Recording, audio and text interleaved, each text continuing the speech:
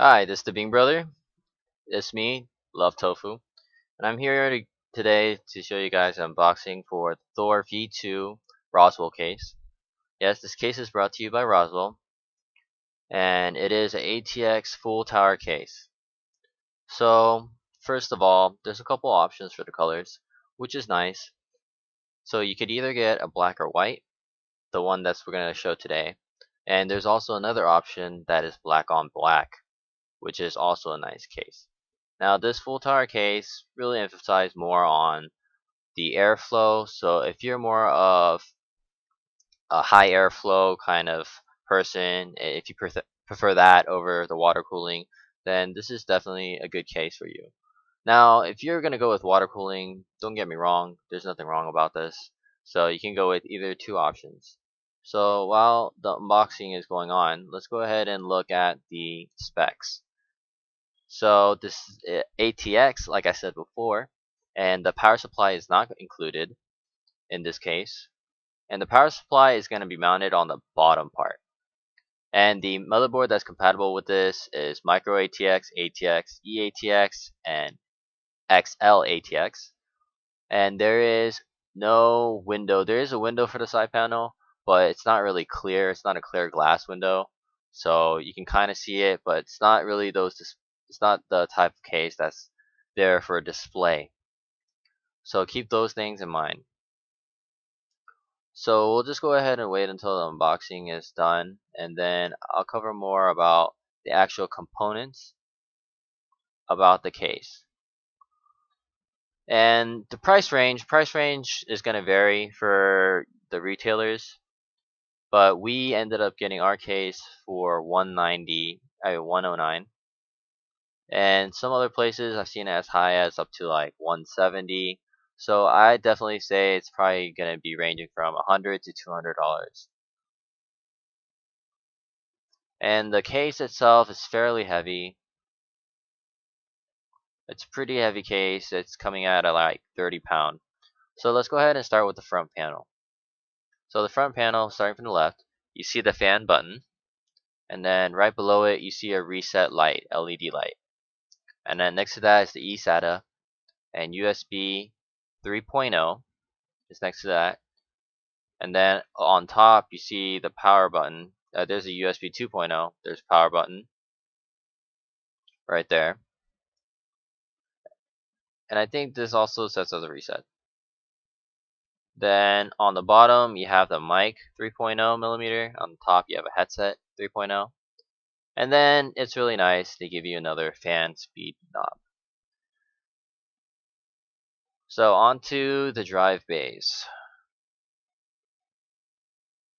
So the drive bays, you can see here you have 5 or 6 2.5 drive bays external, and then you have one external 3.5 on the bottom. So the thing is, you could either replace that 3.5 with 5.25, or you can put a 3.5. So keep that in mind. It's either for a 3.5 or a 5.25. And right there is the front fan. It's 230 millimeter, and it also comes with an LED switch.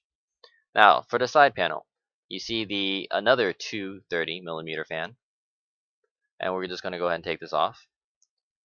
You can see right there, it's a white. I don't think it has LED. Now the inside, you can see it's very nice and white. It's a nice white finish, completely inside and out. The fans are also white, so if you're going for looks, it's a very nice looking case. Now the bottom part right there is the internal 3.5 drive bays, the 6 of them, and on top you see the 5.25. That little box is for the screws that comes with it for the motherboard and all your other accessories, components that are going to go in it. And then you can see that there's a lot of holes for cable management, and on the bottom that's where you're going to put the power supply. And then you see that little black area right above it, that's a spot for another fan. It's perfect for a 140 millimeter fan, and it also has a little mesh on top of it. That way you can easily clean off the dust. And the power supply also come with a mesh. And then there's another hole for the CPU, and that's gonna be for mounting your heatsink or maybe your water cooling bracket. So that's for the bracket. You know how there's always going to be a, like some of them have brackets on the other side, and it's kind of a pain to install it, especially when when your motherboard's already mounted on the tower. So that's what it's for. So to the top, you have the front panel right there, and there's a little space so you can put your accessories, keys, and stuff like that. You know, maybe you want to put your USB flash drive. And on the top, it comes with another 230mm fan. Now, the thing that's kind of unique about this case, it has a little ventilation system, and you can open up these slots or not. And if you open them up, then that's going to provide more airflow, but you're going to hear the sound a little bit.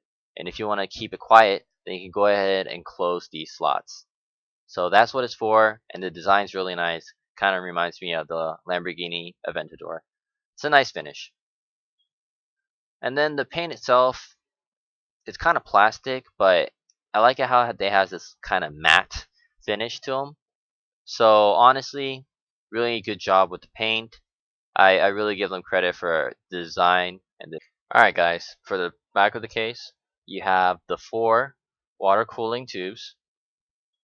You have the holes for them, and you can use these 4 holes for cable management as well. Right underneath that, you have the exhaust fan, the 140mm fan. It also supports 120mm fan. IOU shield on the side of that, and then you have 10 extension slots. On the very bottom, that's where this power supply is going to be, and then underneath that, you're going to have another mesh for preventing dust getting in. Now, for the side of the case, you can see the cable management here. Very nice.